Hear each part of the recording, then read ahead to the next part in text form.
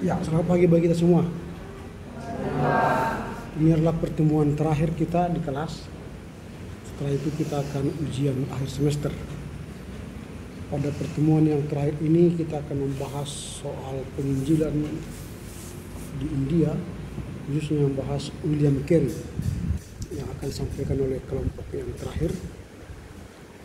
Waktu selanjutnya kami berikan kepada kelompok untuk menyampaikan isi atau hasil pembahasan, dan setelah itu nanti kita akan bahas, memberi masukan dan pertanyaan. Silakan kelompok membuka dengan nyanyi dan doa. Selamat pagi bagi kita semua. Sebelum kita memulai proses belajar mengajar kita di pagi hari ini, kita puji Tuhan kita, mari Dewan Doding, Haleluya, Opa Aku Sabtu Sada, ayat Sada. Dia tetu pama bamuhamna, dia tetu pama bamuhamna bata membentuk pa pukulan nami ondoli konita. Dia tetu pama bamuhamna bata membentuk pa pukulan nami on igonggo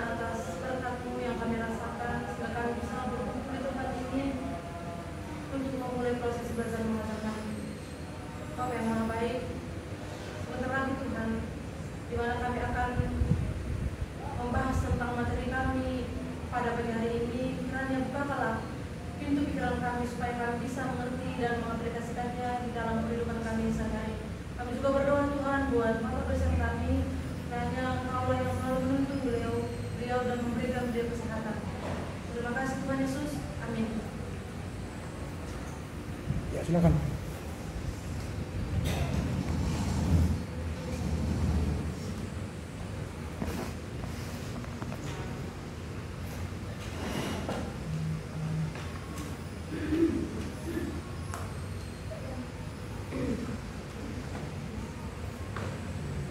Ya, selamat pagi buat kita semuanya.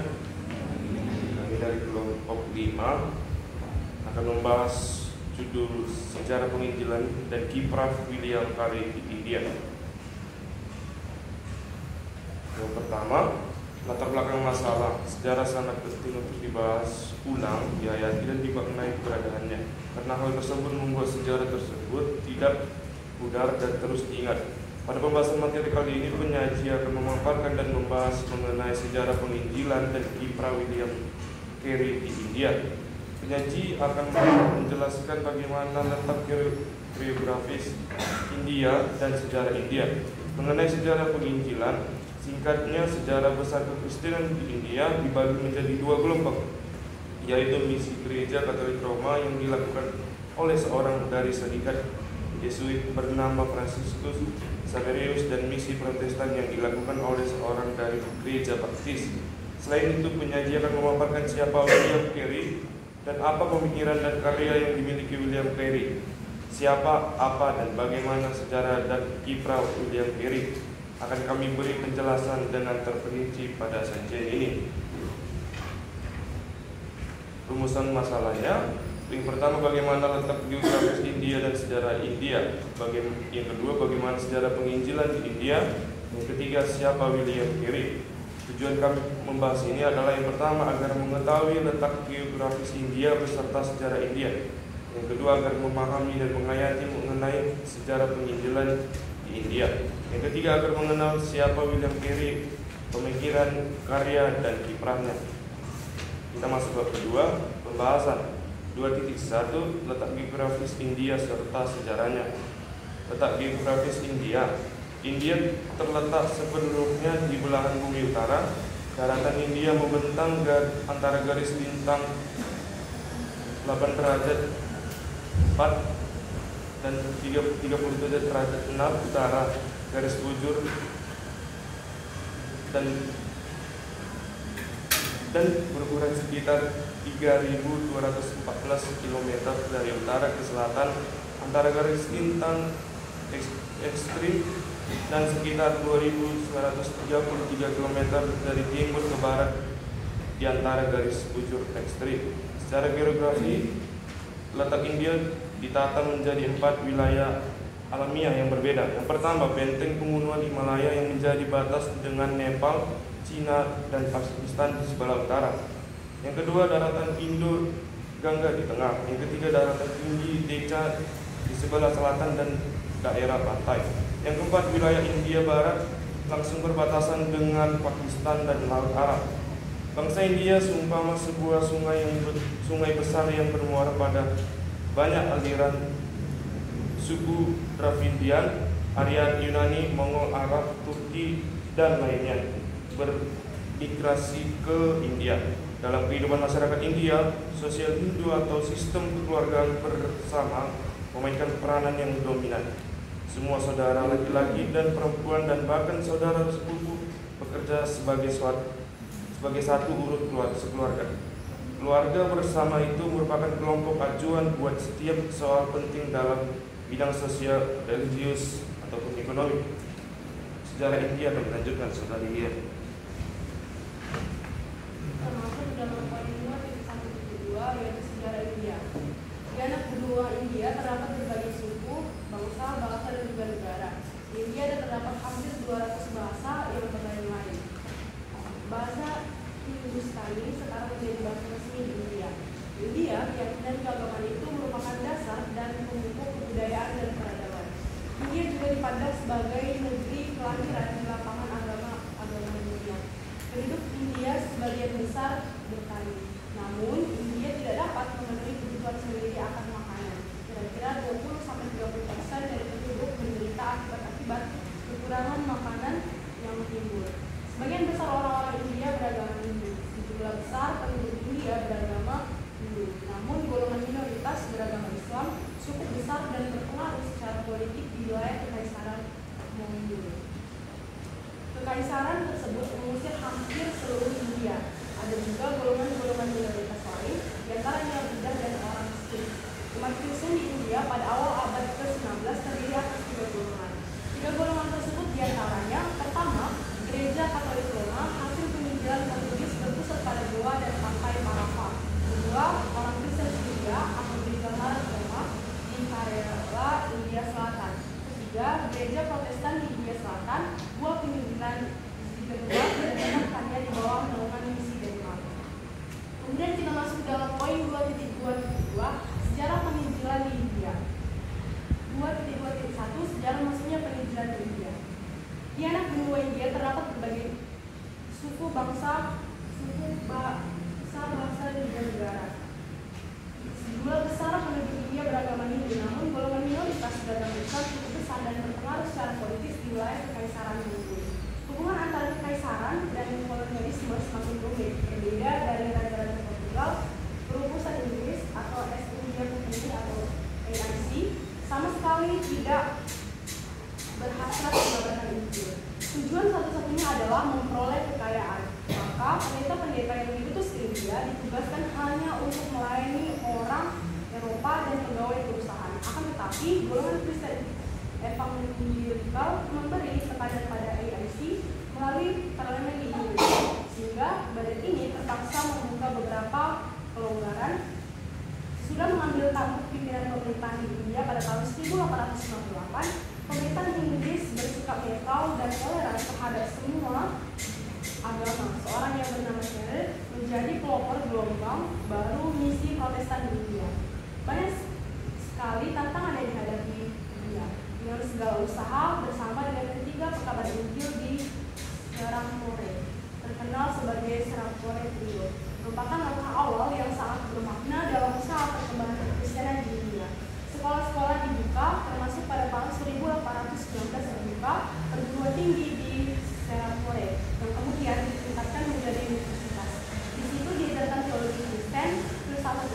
dan ilmu pengetahuan barat di wilayah jajahan Inggris.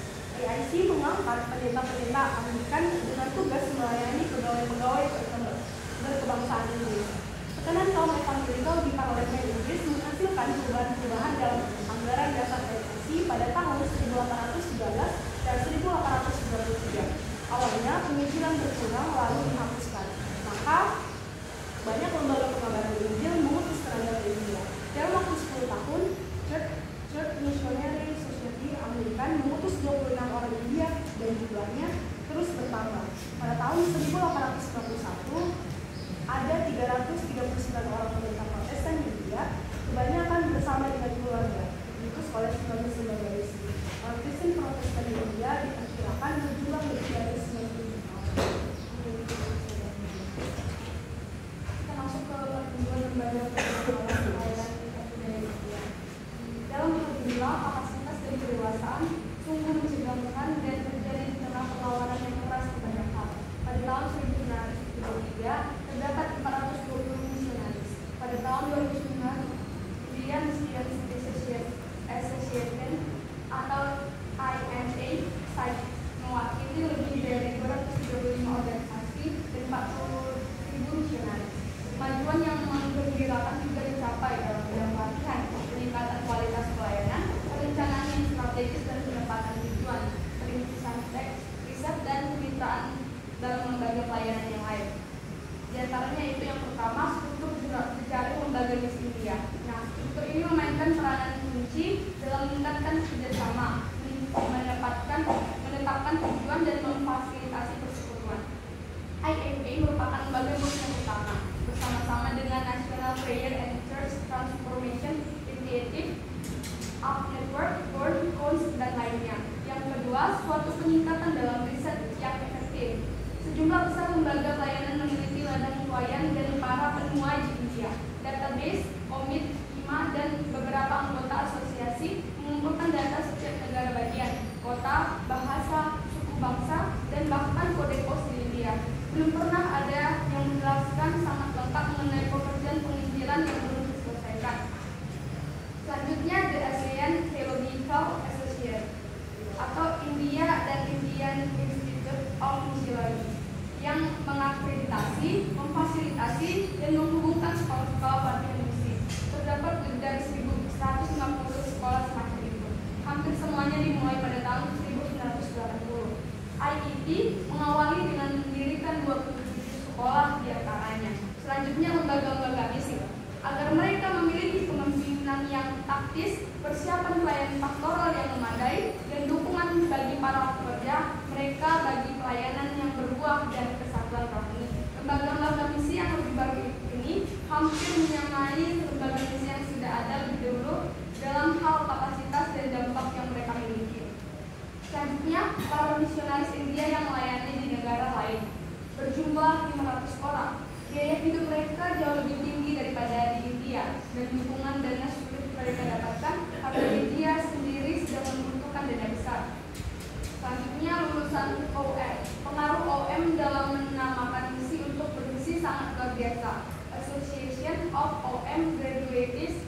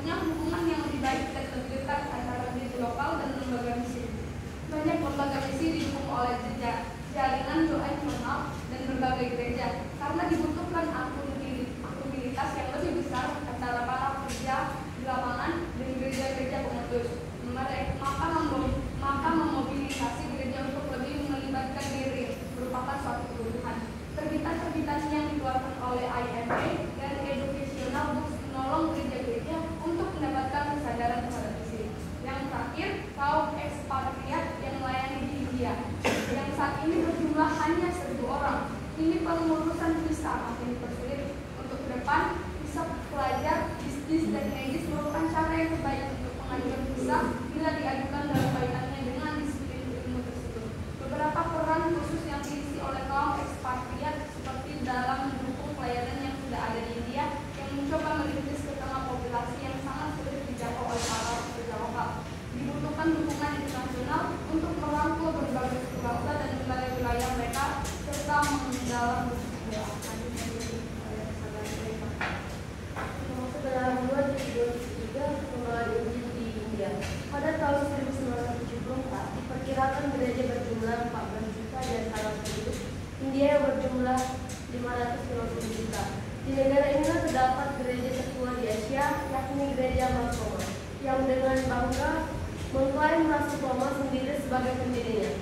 Gereja yang sepenuhnya pribumi ini telah melihat ribuan anggotanya berpindah tempat dan mendirikan jemaat-jemaat yang meluas dari Asia sampai negara-negara tertentu di daerah Teluk Persia dan Afrika Timur. Pada tahun 1990, orang Kristen didaftarkan adalah 2,61%, penduduk India terdiri dari 15 juta orang Katolik Roma dan lebih dari 16 juta orang Protestan.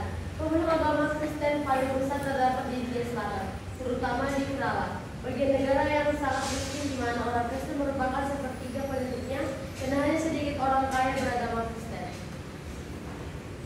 Semangat perkembangan Injil semakin berkembang dalam tahun kedua abad ke-20. Gereja-gereja terlibat dalam pelayanan sosial, terutama melalui rumah sakit dan rumah yatim.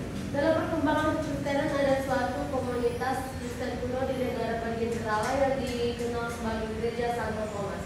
Biasanya disebut komunitas gereja Syria yang mendirikan gereja tujuh tempat berbeda dan memperoleh jiwa-jiwa yang bertobat bahkan dari kasta Hindu yang tertinggi, yaitu kaum Brahmana. Kemudian menurut tradisi itu, dia menyeberang ke pantai timur di India Selatan dan mengadakan suatu kampanye penginjilan yang berhasil, di mana sejumlah besar orang menjadi orang Kristen. Kita masuk pada faktor perkembangan gereja di India. Mengenai perkembangan gereja di India, tentunya sangat beragam. Serta memiliki sejarah yang panjang dan saat yang bersamaan bertumbuh nominal, namun juga mengalami kemerosotan. Sebagian besar kekristenan di India dimulai dari gerakan pemberontakan massal yang terjadi pada 300 tahun terakhir, yang diselingi dengan terjadinya banyak orang rohani setempat. Di banyak denominasi, gereja masih dalam bentuk barat, teologi liberal, universalisme, dan makin meningkatnya nominalisme di gereja telah mengeringkan semangat perjangkauan terhadap jutaan orang non-Kristen. Banyak gereja lokal yang tidak memiliki jemaat berlatar belakang non-Kristen generasi pertama. Perselisihan karena masalah karakter, kekuasaan, dan kepemilikan telah menghantar pada perpecahan. Kasus-kasus pengadilan, kekecewaan yang meluas, dan terhilangnya kaum muda secara terus-menerus yang ditelan oleh materialisme. Pada waktu yang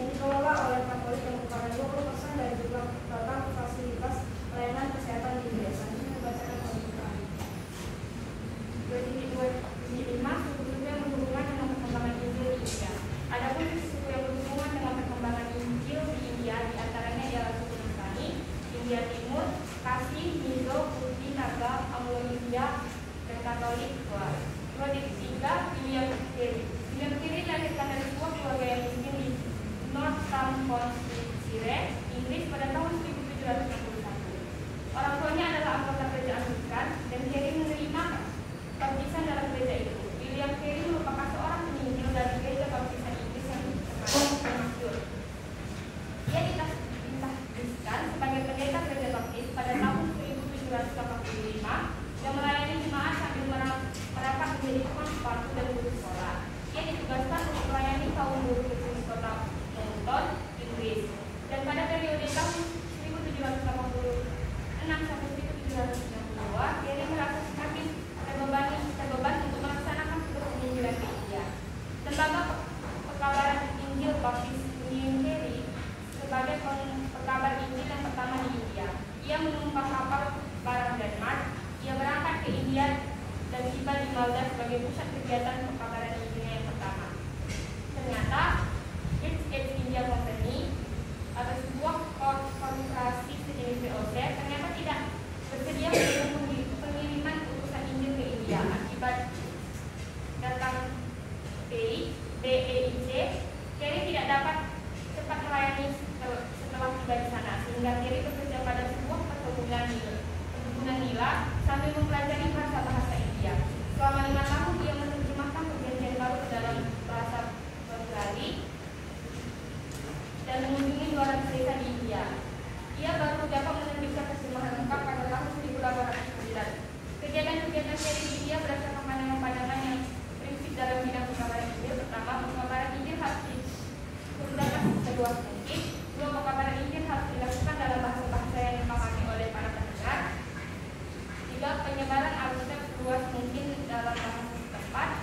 4, pendidikan gereja secepat mungkin. 5, gereja segera mendidik bangsa pribumi untuk menjadi pemberitaan Injil atau pendeta. Pada umumnya, Carey sangat menghargai budaya pribumi sejauh nilainya tidak berkonotasi Hinduisme. Ia mengupayakan banyak hal untuk memajukan bangsa India dan gereja di sana. Carey juga memberikan perhatian yang sangat besar pada kegiatan pekabaran Injil.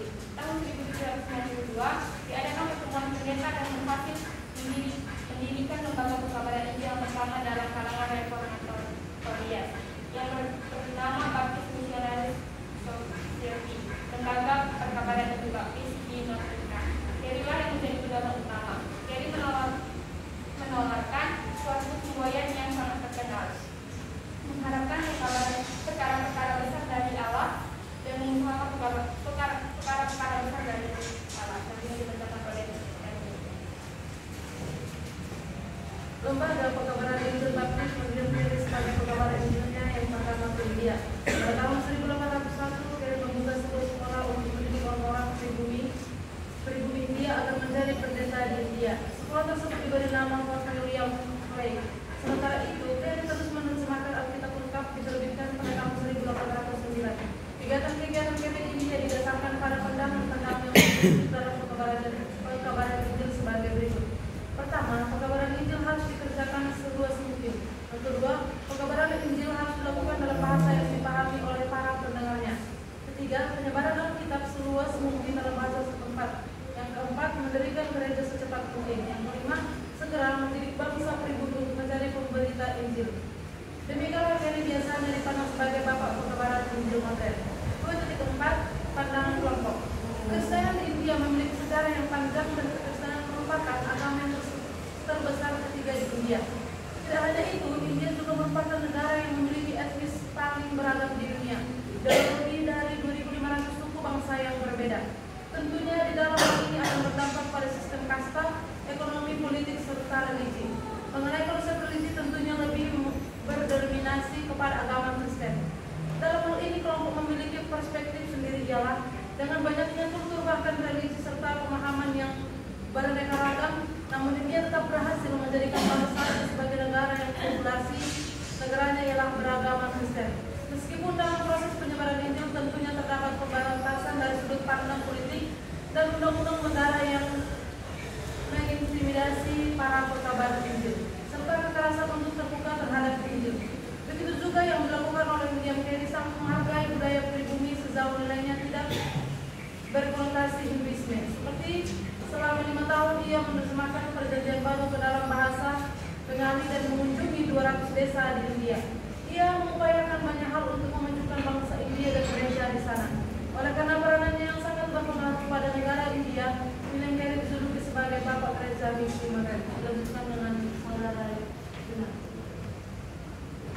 Dalam kesimpulan kami tadi, di mana dalam penginjilan kita William Carey di India tidak akan terlepas dari faktor pendorong pengembangan Injil serta tantangan yang dihadapi seorang tokoh William Carey memberikan perhatian yang penuh terhadap masyarakat India juga untuk memajukan bangsa dan gereja di mana kegiatan-kegiatan dilaksanakan untuk penginjilan mempunyai prinsip pengambaran Injil harus disebarluaskan dan mendirikan gereja secepat mungkin serta memperkuat pendidikan bangsa berbumi dari pemberita Injil. Pengembangan Injil di India adalah faktor-faktor yang mempengaruhi pengembangan gereja dan pasti sangat beragam serta memiliki sejarah yang panjang. William Carey banyak melakukan hal yang bisa mengembangkan dan memajukan bangsa di India dan gereja dengan bekerja di sebuah perkebunan Carey sambil mempelajari bahasa-bahasa India guna untuk melaksanakan tugas penginjilan di India.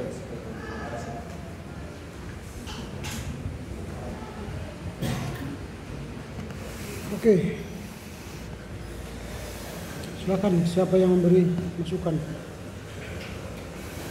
Sebutkan nama ya. Silakan.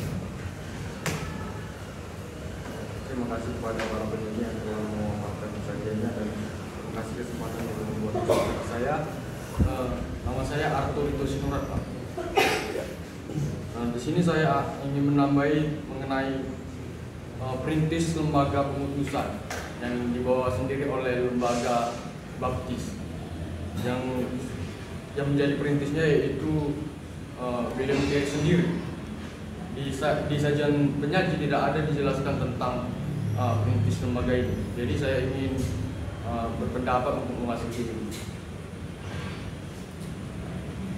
Dan juga tujuan pertama ke India ini, bahwasanya Carey memiliki 6 orang teman yang selalu setia di dalam pelayanan ini. Terima kasih. Oke, siapa lagi? Nama saya Nikenda Gadisa. Saya mengambil dari ensiklopedia penulis Universitas Pusat tahun 2023. Di sini ada dijelaskan bagaimana kehidupan William Carey di India dan beserta karya-karya William Carey. Ini saya. Oke. Sebelum itu tadi. Nah, ya, silakan. Silakan. Baik, di sini saya akan menambahkan tentang Nama. nama saya Gina.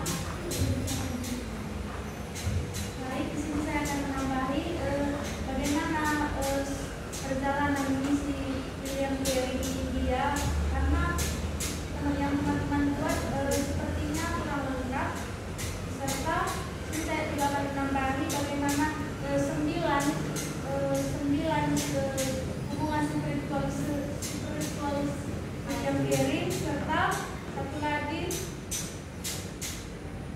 karya-karya William Carey. Saya akan mengirim ini yang saya ambil dari Stay Claims 80. Ya, lanjut, silakan. Silakan. Baik, saya akan Indonesia. Di sini saya akan membahas reaksi penyanyi mengenai tantangan-tantangan yang dihadapi oleh William Carey dalam pengabaran Injil dari India. Karena di sini nggak ada saudara penyanyi menambahkan tentang tantangan-tantangan, hanya perkembangannya saja yang ada seperti itu. Dan saya kira Lanjut. Baik, saya Indonesia lagi. Nomor saya tambah itu mengenai Siapa? latar ataupun sejarah mengapa bisa William Carey ini, mengapa bisa William Carey ini bisa melakukan penginjilan ke India. Tapi gereja baptis sempat sebenarnya menolak dia untuk melakukan misi kasudaya seperti itu. Dan saya mau mengklarifikasi sedikit bahwasanya tadi ada dikutip di sajian penyaji yang mengatakan bahwasanya sempat terbebani melakukan penginjilan tugas penginjilan di India, yaitu di catatan kaki nomor 14. Tapi setelah saya juga menghubungi bahwasanya dan di situ tidak terbebani melakukan penginjilan misi ke India, melainkan di situ sempat terbebani. Ya, sempat terbebani untuk melakukan misi lintas budaya, bukan misi ke India seperti itu. Ya, itu yang harus diperbaiki. Dan juga mengapa Gereja Baptis itu sendiri melarang dia untuk melakukan misi lintas budaya. Nanti saya akan kirim ada 4 nanti yang menjadi alasan mereka untuk menolak William Carey melakukan misi lintas budaya. Dan setelah itu William Carey menulis bukunya. Ada juga nanti judulnya yaitu An Inquiry into the Obligation of Christians to Use Means for the Confession of the Dead. Artinya sebuah bahasan tentang tanggung jawab orang Kristen sebagai penyedia sarana untuk pertobatan orang-orang yang percaya. Nah, di sini William Carey itu menegaskan kembali amanat agung itu masih berlaku seperti itu, bukan hanya untuk bangsanya sendiri. Dan juga Carey juga membuktikan bahwasanya harus dilakukan misi ke bangsa-bangsa yang belum ataupun menolak penginjilan itu. Ada beberapa yang dibahas oleh Carey di bukunya itu, ada 4 seperti nanti juga saya akan kirim.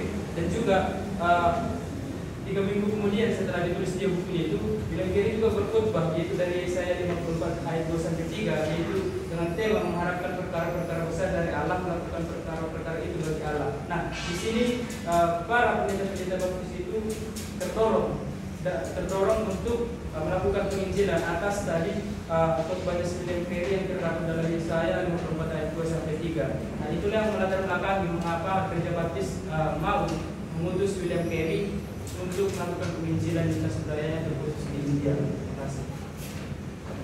Ada lagi tadi? Oke, silakan kelompok memberikan respon atas usulan teman-teman. Baik, saya akan merespon dari masukan saudara Arto bahwa perintis lembaga keputusan itu yang mengutus William Carey itu lembaga baptis sebenarnya sudah kami cantumkan di catatan kaki 15. Lembaga Pekabaran Injil Baptis mengirim Carey sebagai pekabar Injilnya yang pertama, ya.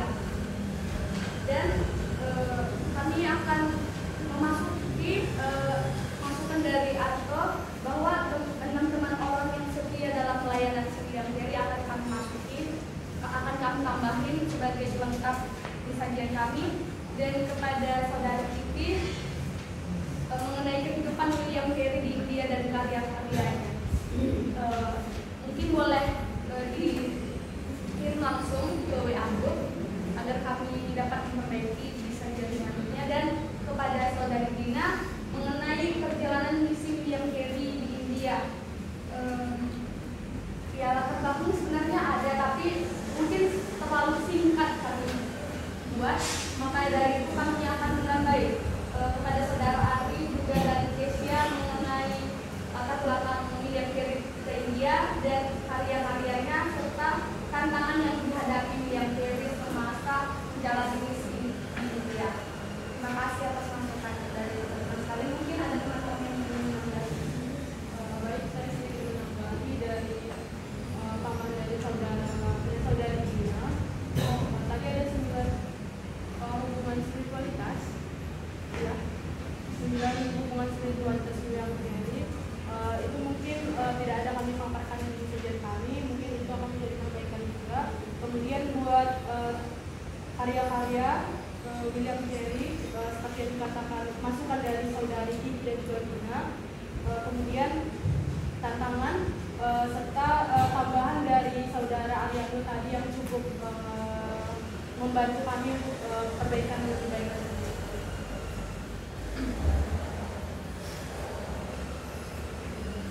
Udah semua direspon? Oke, baik. Silakan siapa yang bertanya sekarang? Bertanya. Silakan. Terima kasih, nama saya Kiki. Dan saya yang pertama dari 2:21. Ada di sana dikatakan bersama ketiga pekabar Injil di Serang Flore, terkenal sebagai Serang Flore, beliau merupakan langkah awal yang sangat bermakna dalam usaha perkembangan Injil Kekristenan di India. Apa yang mereka lakukan sehingga mereka menjadi salah satu langkah awal yang sangat bermakna dalam kabar Injil di dunia. Di sini tidak dijelaskan. Kemudian saya ingin bertanya satu lagi. Di dalam 2.5 adapun suku-suku yang berhubungan dengan perkembangan Injil di India, diantaranya ialah suku Nasrani, India Timur, Klasik, Mizo, Kuki, Naga, Palong India, Katolik. Menurut para penyaji, di sini dicantumkan seperti itu, tapi tidak ada penjelasannya. Bagaimana hubungan mereka dengan perkembangan Injil di India? Apakah mereka mendukung secara penuh? Apakah tidak ada tantangan yang dialami Injil dalam suku-suku itu? Terima kasih. Baik, terima kasih. Nama saya Melissa. Dalam poin 2.2.4 disebut bahwa sebagian besar kekristenan di India bermula dari gerakan pertobatan massal yang terjadi pada 300 tahun terakhir. Yang menjadi pertanyaan saya, apa yang melatar belakangi hingga terjadinya gerakan pertobatan massal ini? Dan adakah tokoh yang menggerakkan gerakan ini? Jika ada, siapakah tokoh tersebut? Terima kasih. Lanjut. Baik, di sini saya ingin bertanya sebaliknya. Saya ingin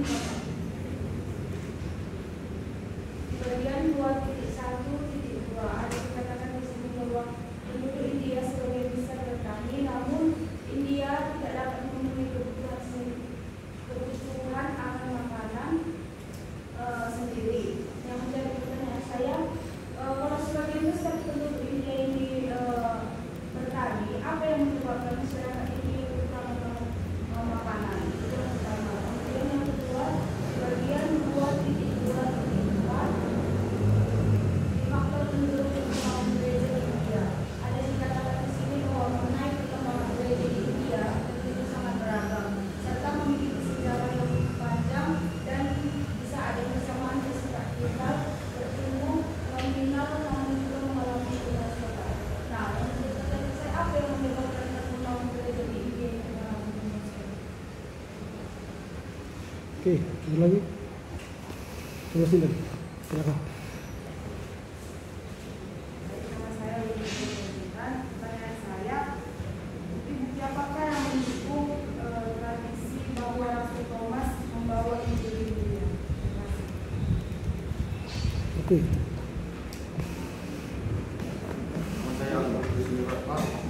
Di sini saya ingin bertanya mengenai bagaimana refleksi dari perkabaran Injil di India ini terhadap kita sekarang, dan bagaimana perkembangan kekristenan di India sekarang.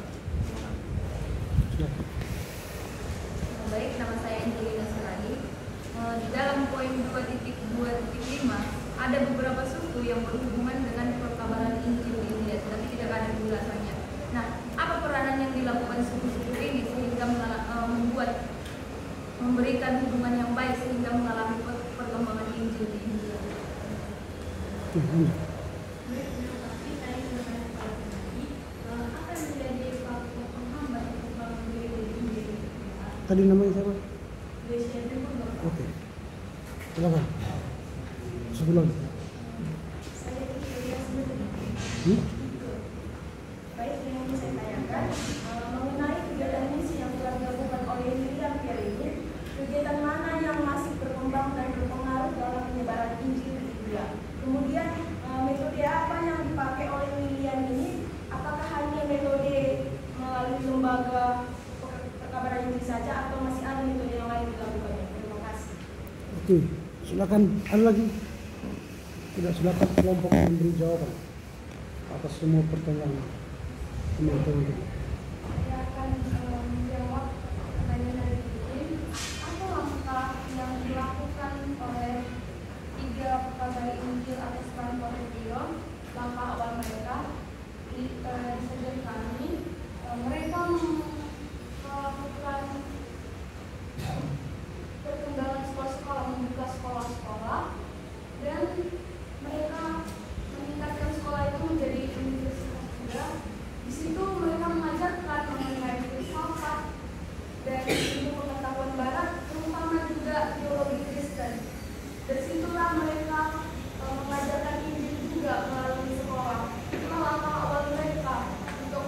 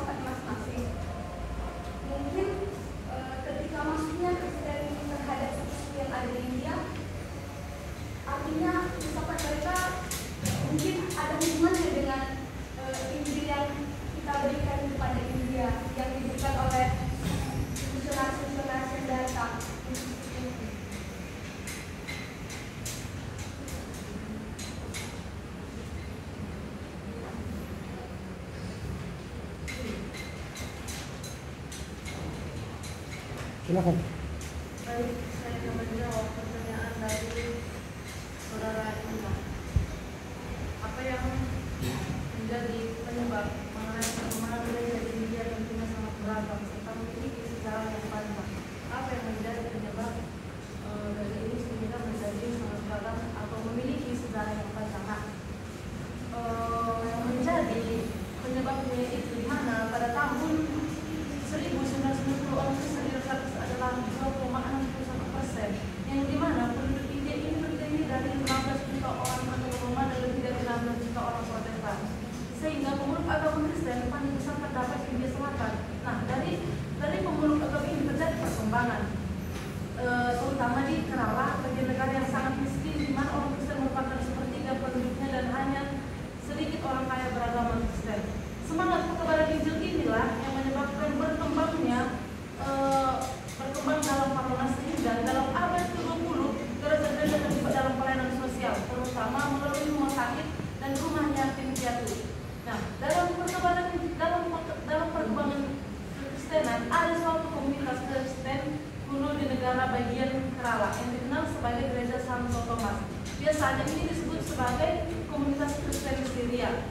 Nah, kemudian menurut tradisi ini dia menyeberang ke bagian timur India Selatan dan mengadakan suatu kampanye. Nah, kampanye inilah yang menyebabkan perkembangan gereja di India ini menjadi suatu penginjilan yang berhasil, di mana sejumlah besar orang menjadi orang Kristen. Terima kasih.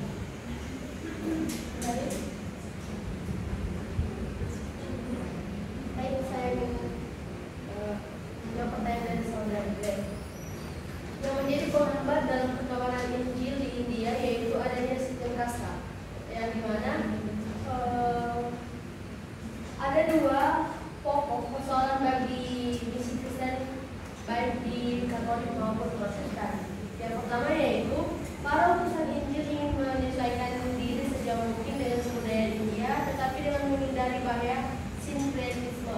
Lalu penghambat yang kedua, menghadapi masyarakat India yang bertingkat-tingkat, kasta manakah yang seharusnya diprioritaskan dalam perkembangan Injil. Dan ada yang menganggap kasta tertinggi golongan strategis, sedangkan yang lain menganggap kasta rendah lebih terbuka daripada kasta yang tertinggi. Ya, saya akan menambahi jawaban saudara Rebecca terhadap gereja. Faktor penghambat.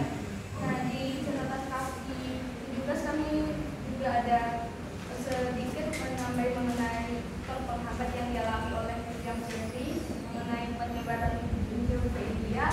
Itu adanya DIC yang tidak mendukung penerimaan utusan Injil ke India. Oleh karena itu, inilah salah satu faktor penghambatnya, ada yang tidak mendukung pekabaran Injil di negara tersebut di India. Khususnya DIC itu British East India Company yang sejenis dengan POC. Selanjutnya saya juga ingin menjawab dari pertanyaan Ato, bagaimana refleksi pekabaran Injil dan perkembangannya hingga sekarang. Kalau refleksi bagi kita mengenai pekabaran Injil yang dilakukan di India, dapat kita lihat bahwa perkembangan pekabaran Injil di India banyak melakukan pembangunan sekolah-sekolah, terus melakukan perbaikan lewat kesehatan yang mereka miliki, lewat pembangunan infrastruktur seperti rumah sakit dan fasilitas-fasilitas kesehatan lainnya. Mengenai perkembangannya hingga sekarang, seperti yang saya pelajari di Salankasi, di Kairos, lembaga misi juga yang ada di Medan ini, mereka memberikan info bahwa perkembangan penginjilan di India itu sampai sekarang mereka masih melakukan pembangunan infrastruktur seperti layanan kesehatan, karena seperti yang kita ketahui di India itu banyak penyakit karena pembangunan yang tidak merata mungkin ya, banyak masyarakat yang terkena penyakit. Oleh karena itulah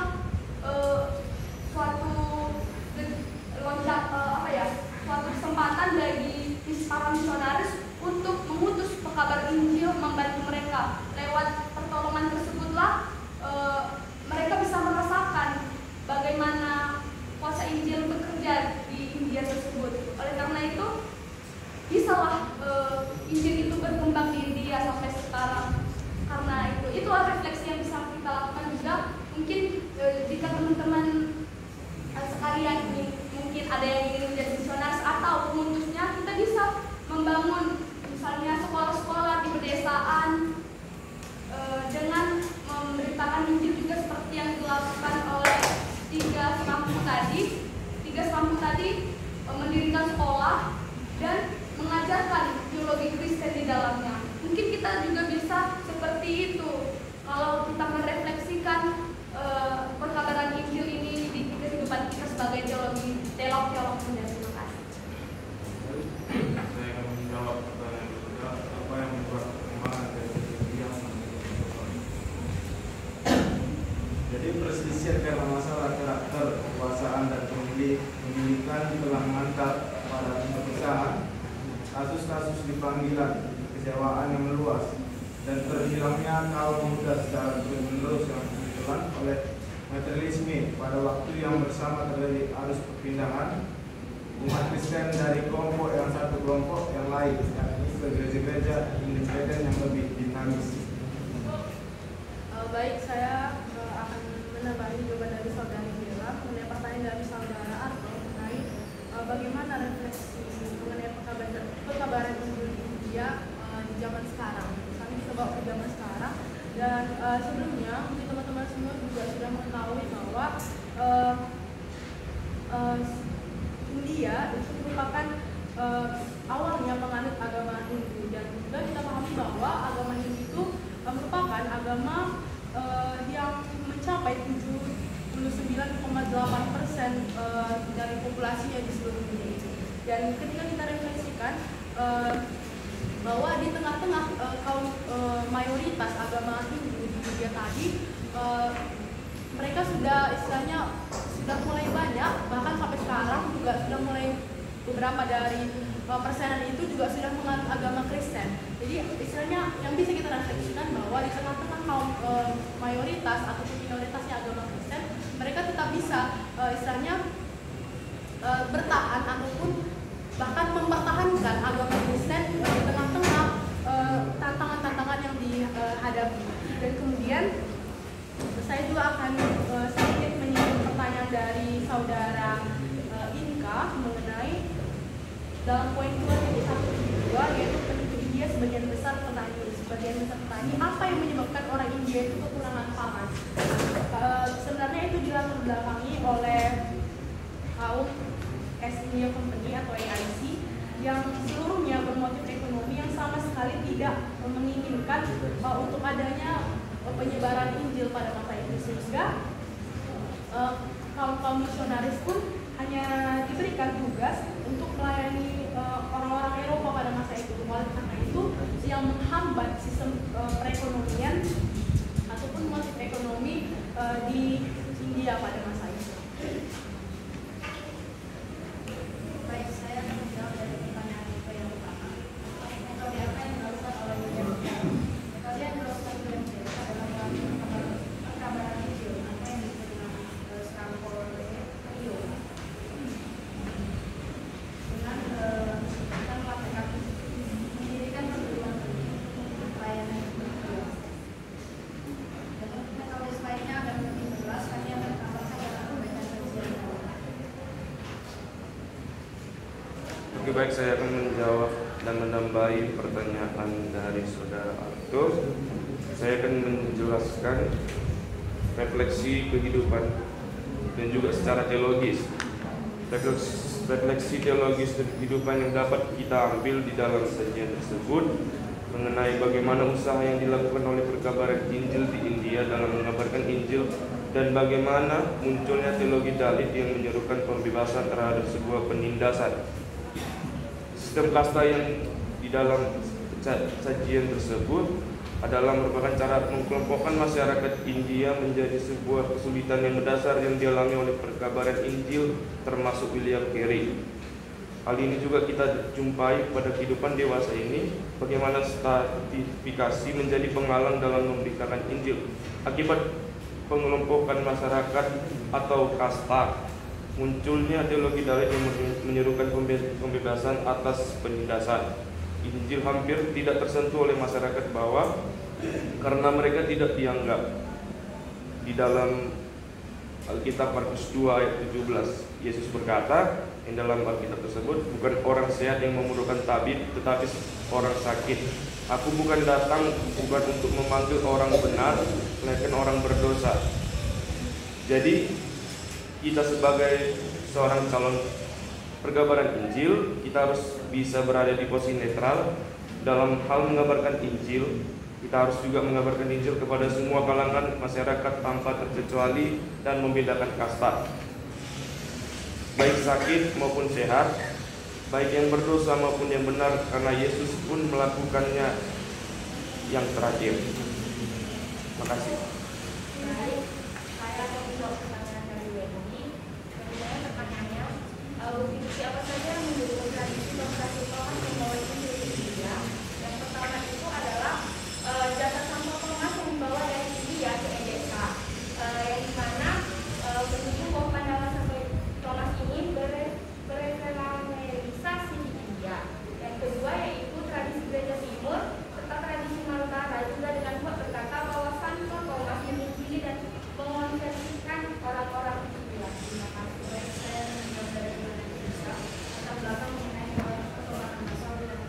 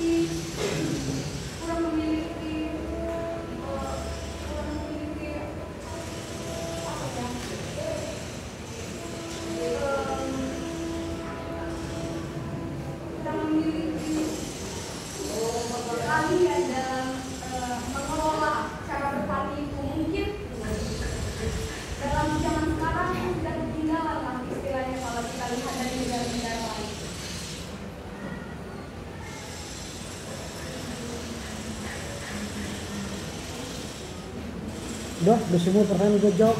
Ada pertanyaan yang lain? Silakan. Pertanyaan. Perkembangan Kristen di India, karena biasanya dengar dari refleksi. Dan refleksi yang diberikan saudara Dela mengenai pembangunan sekolah, pembangunan rumah sakit. Apakah itu refleksi yang kita lakukan di tempat kita ini? Itu butuh biaya dan ada cara-caranya, bukan hanya menyebutkan tentang pembangunan saja. Terima kasih. Terima kasih saudara Arto. Tapi mohon penjelasannya lebih dalam lagi ya. Refleksi seperti apa yang saudara inginkan? Karena ada tadi saya dengar biaya atau refleksi seperti apa? Coba kalau mau dirinci lagi. Refleksi yang saya maksud mengenai keberadaan Indonesia ini, mengenai kiprah diri sendiri. Bagaimana kita merefleksikan kiprahnya William Carey ini terhadap kita yang di zaman sekarang ini, bukan mengenai bagaimana yang dilakukan orang itu membangun sekolah dan membangun rumah sakit. Itu kan mempunyai biaya yang besar dan harus ada yang diurus seperti surat-surat perizinan. Jadi maksud saya mengenai refleksi yang ingin saya dengar itu, apa yang harus kita lakukan, kita contohkan dari William Carey tersebut di zaman sekarang. Saya mau menambah sedikit jawaban tentang pertanyaan refleksinya tadi masa kini ya. Nah, gimana kita si Kelly ini adalah seorang tokoh di mana dia berusaha mempelajari bahasa-bahasa guna untuk memperkuat apa? Guna untuk melaksanakan tugas penginjilan di India. Nah, apa yang kita dapat dari sini? Dia itu mencari tahu, mempelajari dan tidak pantang menyerah. Supaya apa? Supaya perkabaran Injil itu berjalan dengan mempelajari bahasa-bahasa itu. Nah, apa yang bisa kita dapatkan?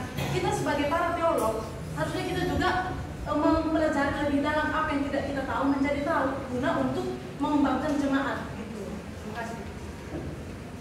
Ya, terima kasih. Mungkin saudara atau kurang mengerti terhadap penjelasan yang saya berikan atau saya kurang memberikan pemahaman yang sangat dalam. Nah, seperti yang saudara atau katakan, mungkin membangun sekolah itu membutuhkan biaya karena terlalu berat di zaman sekarang. Akan mengurus surat-surat payah membangunannya ya kan. Nah, kalau seperti yang William Carey lakukan, seperti itu memang yang dilakukan William Carey dan menerjemahkan Alkitab ke bahasa-bahasa yang belum ada Alkitabnya, seperti yang dilakukannya menerjemahkan Alkitab dan mengerjakan pekabaran Injil seluas mungkin. Artinya menjamah orang-orang yang belum mengenal Injil. Artinya kita harus melangkah. Kita melangkah itu berarti berbuat, bertindak, artinya bergerak. Ada tindakan yang kita lakukan gitu. Refleksinya ya seperti itu. Harus ada kemauan dalam diri kita sendiri. Kalau memang kita mau membangun sekolah pasti ada yang dibantu Tuhan. Pasti Tuhan bantu. Apalagi ya kita teolog muda kan, pasti kita tahu ya kan. Rancangan Tuhan itu ya kan pasti terjadi kalau kita mau berusaha seperti yang saudara katakan. Pasti sulitlah dalam hal biaya, dalam hal surat menyurat. Berarti Anda tidak optimis dalam melakukan pekabaran Injil, tidak optimis dalam melakukan pekabaran Injil. Kita harus optimis ke depan. Berarti sikap Anda tadi pesimis, nanti pasti terjadi ini, pasti terjadi ini. Itu sikap yang tidak optimis. Kalau kita lihat kiprah William Carey sendiri, dia berani melangkah. Apapun yang terjadi tantangan ke depan, dia berani melangkah. Oke, sudah selesai semua. Oke, baik.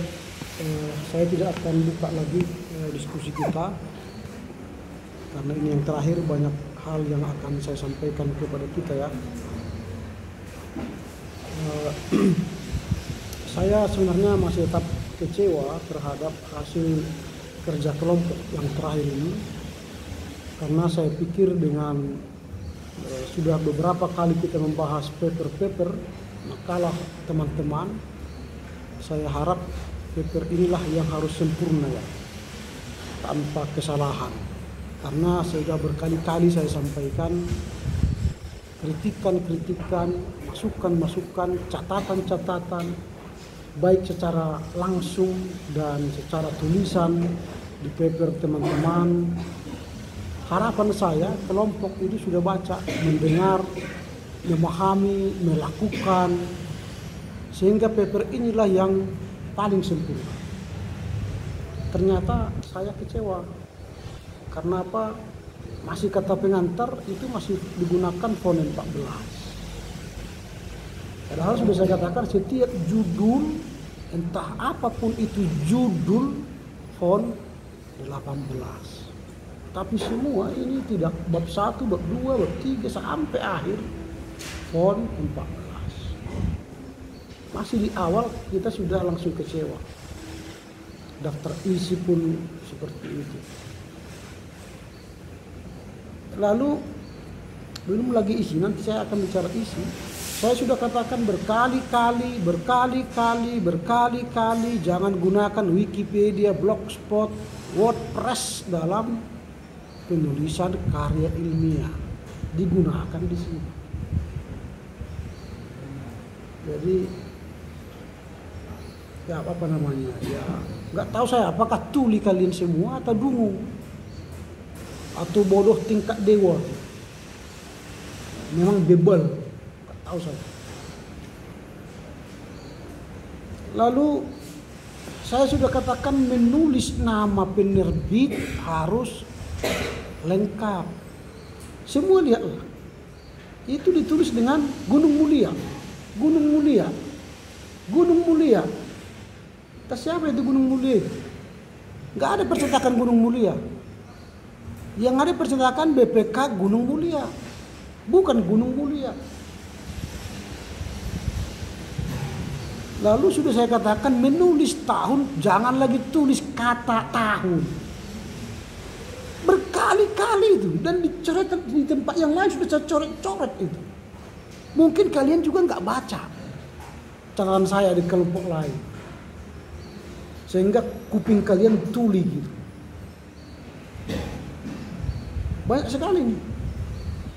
Setiap judul kecuali huruf kata-kata penghubung itu huruf besar 2.2.4 faktor pendukung perkembangan gereja di India. PP-nya itu huruf kecil, itu huruf besar.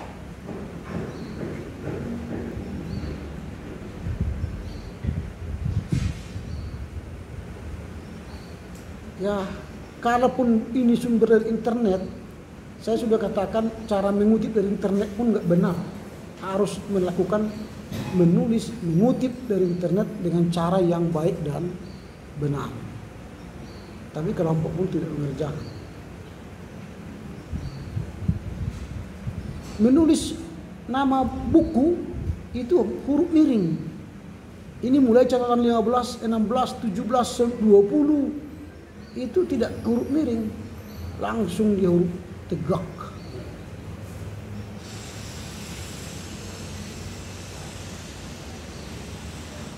Lalu cara menulis daftar pustaka pun nggak benar. Kalau namanya Anerak menjadi Rak Anne.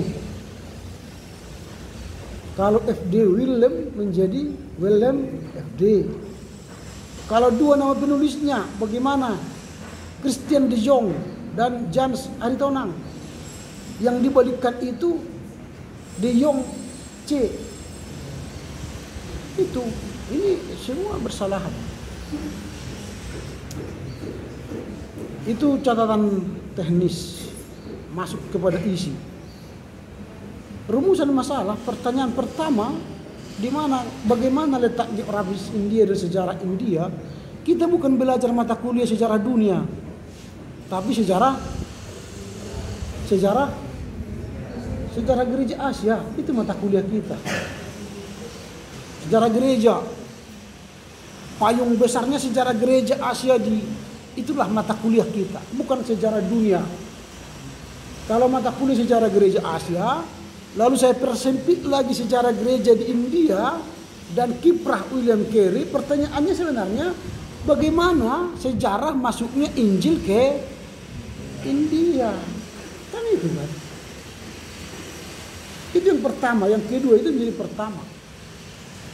Nah, karena ada poin tentang William Carey, maka bagaimanakah kiprah William Carey di India? Bukan siapakah William Carey, kiprah yang saya tanya, bukan pribadinya si William Carey. Walaupun nanti dalam membahas kiprahnya dia, ya ceritakan tanggal lahir dia di mana. Jadi pertanyaannya tidak fokus pada tujuan pada makalah, judul makalah. Lalu kemudian makanya saya coret juga ya, nggak usah dibuat apa itu sejarah letak geografis dan sebagainya, apa yang habis kertas itu. Lalu sejarah masuknya penginjilan di India, saya berpikir ini dibahas dengan sejarah masuknya penginjilan Roma Katolik dan Protestan. Ini enggak ada. Yang dibahas ini hanya satu alinea, enggak jelas gitu. Apakah di sini misi Katolik atau misi Protestan? Dan tidak jelas isi dari sejarah masuknya penginjilan di India. Langsung ke 2.2.2 pertumbuhan lembaga apa itu? lembaga penjangkauan pelayanan lintas. Itu abad ke-20. Lompat dia langsung ke abad ke-20. Sejarah penginjilannya tak jelas, misi Katolik dan Roma Katolik dan Protestan tidak jelas tahun berapa masuknya. Lalu lompat dia ke abad ke-20 bicara lintas budaya, penjangkauan pelayanan. Bukan misi lagi ini, sudah penjangkauan pelayanan. Lompat dengan topik yang berbeda sama sekali dari makalah ini. Lalu 2.3 turun lagi membahas perkembangan Injil turun lagi. Jadi gini dong, membahasnya lompat-lompat jejak, tidak kronologis, tidak sistematis.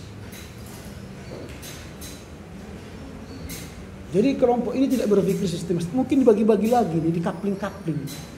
Kau bahas ini ya, kau bahas ini. Enggak duduk bersama menyusun daftar isi atau sistematika berpikir dan sistematika penulisan. Kalau kelompok itu duduk dulu bersama, baca dulu buku-buku tentang sejarah India, kiprahnya William Carey, setelah itu duduk bersama. Apa yang kita bahas duluan kawan-kawan? Pertanyaan kita apa? Kronologi sejarah ini kan sejarah. Jangan nanti kau tulis sejarahmu langsung S1 di setiap Lulusan Medan tanpa disebut di mana kau lahir, di mana kau SD, di mana kau SMP. Tiba-tiba lahir, wah langsung STH. Habis STH barulah lahir dia. Baru habis itu langsung S3. Habis itu langsung ebus. Ya, orang yang bacanya ini orang gila ya kan. Karena enggak sistematis cara berpikirnya. Orang-orang sejarawan itu berpikir sistematis, tidak zigzag. Kalau orang-orang dogmatika bisa zigzag. Kadang-kadang bicara surga, bicara dunia bisa tiba-tiba. Kalau bicara etika pun bisa zigzag. Kita bicara pemerkosaan, tiba-tiba bicara pembunuhan bisa. Salah dosa bisa. Tapi sejarah nggak bisa zigzag. Sejarah itu kronologis. Kalau kalian nanti mau ahli sejarah, berpikirlah kronologis. Maka orang-orang sejarah itu jangan dilawan dengan kronologis. Gak suka mereka kalau berpikir zigzag. Harus runut. Bercerita dengan orang sejarah harus runut. Bagaimana kejadian tadi di kampung? Jadi begini, langsung begini, enggak runut orang sejarawan. Udahlah, tak usah begini. Mau dia mendengar cerita begini. Karena enggak mau dia mendengar cerita zigzag. Ini ya. Udah lompat dia perkembangan Injil di India. Tak perkembangan dari mana? Apakah lembaga penjangkau itu berkembang? Enggak tahu. Lalu faktor pendukung perkembangan gereja di India. Tadi penginjilan. Beda ya, penginjilan, beda gereja. Penginjilan itu lembaga sending. Gereja itu hasil penginjilan. Ini berkembangan gereja. Gereja apa? Enggak tahu kita. Kita baca pun enggak ada di sini. Gereja apa? Apakah CSI, Christ of South of India, Christ of Church of South of India, CSI? Enggak tahu kita. Apakah gereja Kerala, gereja Benggala, gereja mana? Enggak tahu kita. Gereja mana yang berkembang enggak tahu kita sini.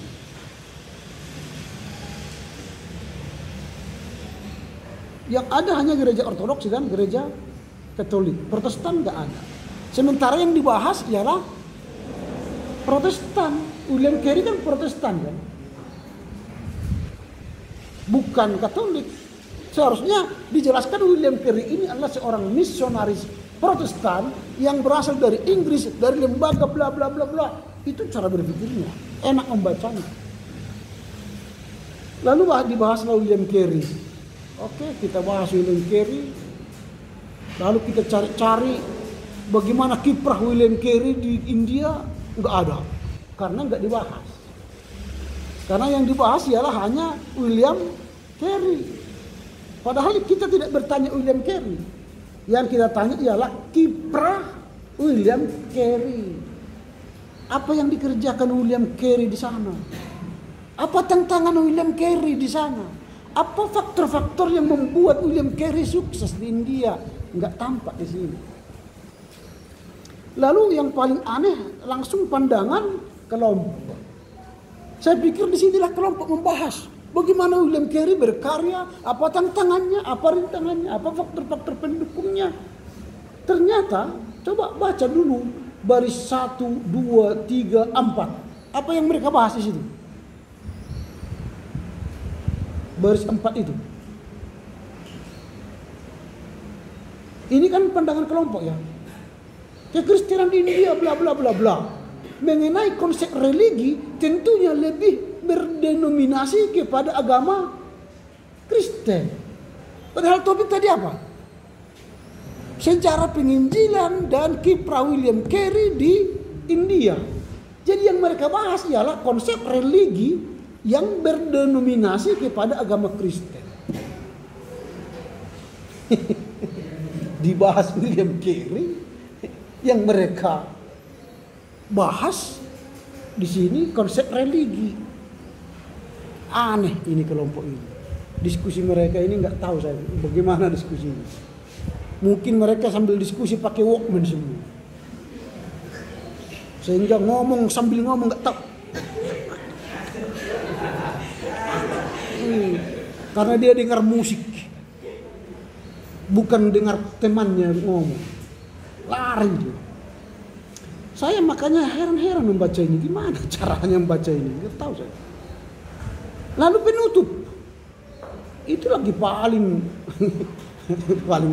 saya bilang kesimpulan itu ialah hasil pembahasan kelompok. Gimana si William Carey di India? Apa yang bisa kita refleksikan dari karya-karyanya untuk kita kembangkan menjadi inspirasi misi di Indonesia gitu, di gereja kita.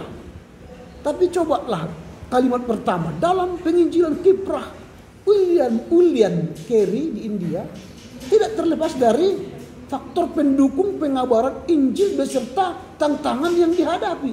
Ada yang nggak dibahas ini? Gak ada. Mereka simpulkan yang tidak dibahas. Akhirnya pun saya tutup mata lah. Haleluya, haleluya kan itulah. Maka saya katakan tadi saya kecewa sekali dengan kelompok ini. Bayangan saya inilah kelompok terakhir yang perfect sempurna. Akhirnya saya tarik nafas karena tidak berhasil membawa kalian kepada surga. SGA ini menurut saya gagal dalam pelajaran saya karena tidak mencapai garis finish yang baik. Tapi saya masih punya harapan di UAS. Saya punya harapan terakhir sekali di UAS. Semoga lah kalian punya kuping saat ini, punya telinga, punya otak. Supaya hasilnya pun hasil orang yang berotak, yang bertelinga, yang mendengar. Saya ulangi, semoga UAS kalian adalah hasil dari orang yang punya telinga dan punya otak. Supaya kalian bisa terdongkrak nilainya. Ini pertemuan terakhir. Saya akan menguji otak kalian di UAS nanti. Kalau saya buat mungkin ujian tertulis, semua kalian menceret semua. Kalau saya buat ujian tertulis. Tapi saya tidak membuat ujian tertulis. Saya meminta paper. Supaya Anda bebas berpikir. Sebebas-bebasnya. Berpikirlah kronologis, sistematis.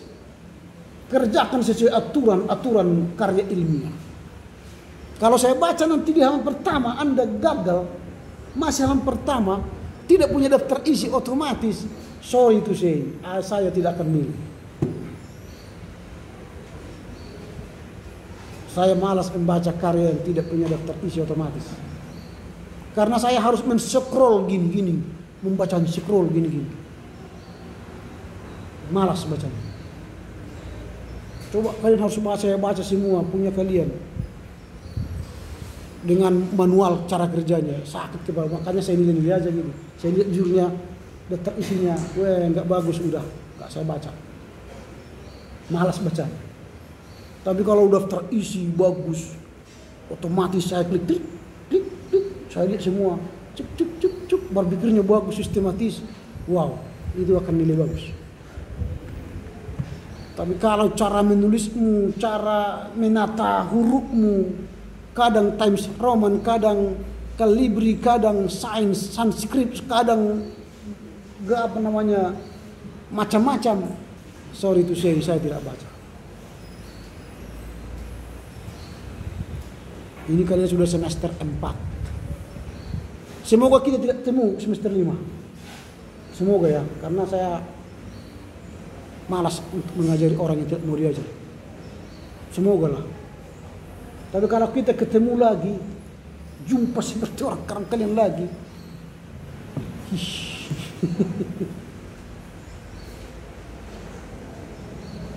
gak ada tantangan untuk maju.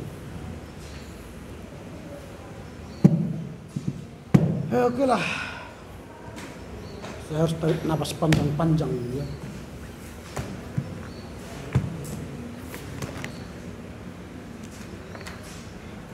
Selfie tidak hadir ya?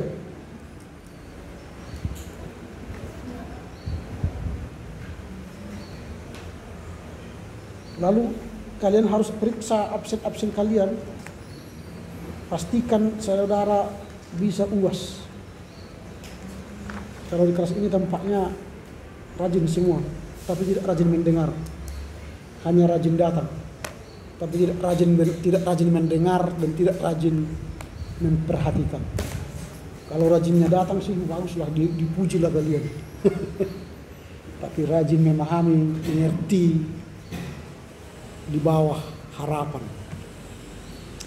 Oke lah, semoga lah Tuhan menolong kalian selama 1 minggu ini. Kalian bisa bekerja, mencari judul-judul yang tidak kita bahas dalam kelas. Judul kalian juga tidak sama dengan kelas kalian dan kelas lain. Karena kalau kalian ambil dari internet, orang lain kelas lain juga ambil internet, sama seperti kemarin kelas berapa itu, sama dengan kelompok B, kelompok A, kelompok B untuk tugas yang keempat sama semua. Karena ambil dari internet, krek sama. Memang beda kelas, tapi sama. Kalian pun nanti di UAS hati-hati. Enggak tahunya aku ambil dari internet, kau di laptopmu kerja, krek. Orang lain pun krek. Saya baca sama. Saya punya mesin melihat kesamaan. Enggak saya yang melihat mesin. Kalau sama, gagal dua-dua. Kalaupun kalian berbarengan mempersiapkan, kalimatnya jangan sama. Kalau misalnya kalimat dia memotong pohon itu, nah, kau buatlah pohon itu hilang, terpotong kan, hilang sebagian, kan terpotong. Cari kata yang tidak sama. Kalau ada nanti dari internet banyak, buat bahasamu sendiri, kalimatkan ulang. Kalau saya punya mesin untuk membuat bahasa sendiri, saya tidak membuat bahasanya, saya suruh mesin itu buat bahasa baru, dia buat semua, saya copy itu. Tapi saya tidak mau kasih itu sama kalian, nanti jadi bodoh kalian, bodoh. Sedangkan yang ada pun kalian tidak bisa olah, apalagi yang tidak ada kan. Gitu. Jadi kalau kalian tempel pun nanti tidak kalian buat sumbernya, saya tahu sumbernya itu dari mana. Hanya saya masukkan ke mesin saya, dari mana sumber yang diambil kawan ini, diambil nanti dari buku ini, dari buku ini. Seolah-olah kalian yang mengatakan itu, padahal pendapat orang. Tidak jujur dalam karya ilmiah. Begitu ya. Ada pertanyaan sebelum kita bubar? Oh, kalau tidak ada, saya atas nama Ramli Harahap mohon maaf atas segala perkataan tindakan saya selama 1 semester ini yang tentunya pasti menyakitkan hatimu. Kenanglah itu supaya Anda bertobat itu. Kenang. Kalau mau kalian katakan saya dosen apapun terserah. You mau kata tentang saya silakan. Saya terima itu karena saya bertujuan mencetak saudara menjadi pendeta yang unggul. Kalau saudara sakit hati, silakan sakit hati. Mohon ampun kepada Tuhan. Saya sudah mohon maaf sekarang. Kalaupun kalian tidak memaafkan saya, tidak peduli saya. Saya sudah selesaikan tugasku. Saya minta maaf kepada kalian. Mohon dimaafkan. Jika tidak memaafkan, semoga Tuhan memaafkan. Harapan saya, jadilah mahasiswa yang baik, yang berkualitas, baik di kuliah-kuliah manapun, yang tetap berpikir logis, kritis, karena itu visi kampus kita ini menjadi kampus yang berpikir kritis, teologis, dan analisis, sehingga nanti jebolan-jebolan alumni-alumni dari sini adalah manusia-manusia atau teolog-teolog yang berpikir kritis, teologis, dan analisis. Sehingga jebolan kita bukan hanya tamat memangku gelar sarjana, tapi mereka berkualitas di lapangan.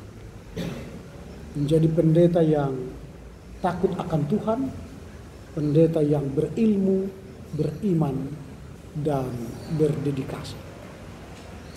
Salam buat orang tua untuk apapun yang kalian akan pulang nanti setelah libur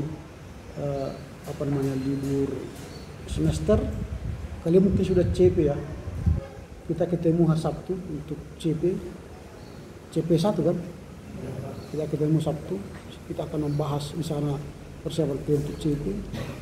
Semoga masa CP kalian menyenangkan, indah, dan menolong jemaat dan pendeta. Jangan membuat masalah. Oke, Tuhan Yesus memberkati. Silakan pimpin nyanyi. Kalau doanya nanti saya yang berdoa. Silakan, siapa yang pimpin nyanyi?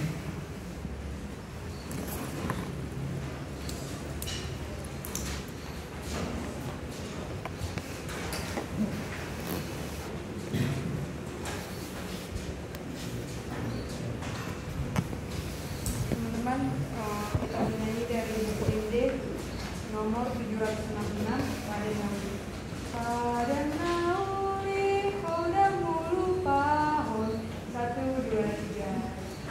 Pada nauli hoda mulu pahon dan bola mania lagi ngoluki nampe olondo dalam si boduson rodo hati uro siang langiti hotung sohu halu pahon ado mano gihon ado mangon gihon hotung sohu halu pahon ado mangogoy kosma rohani. Bapa dalam sorga, kami bersyukur karena perkuliahan sejarah gereja Asia telah berakhir, mulai dari awal hingga akhir perkuliahan hari ini. Banyak hal yang perlu kami perbaiki dalam sikap belajar kami. Kami mohon kiranya Tuhan menolong kami untuk mengubah cara berpikir, cara belajar, dan cara bertindak kami.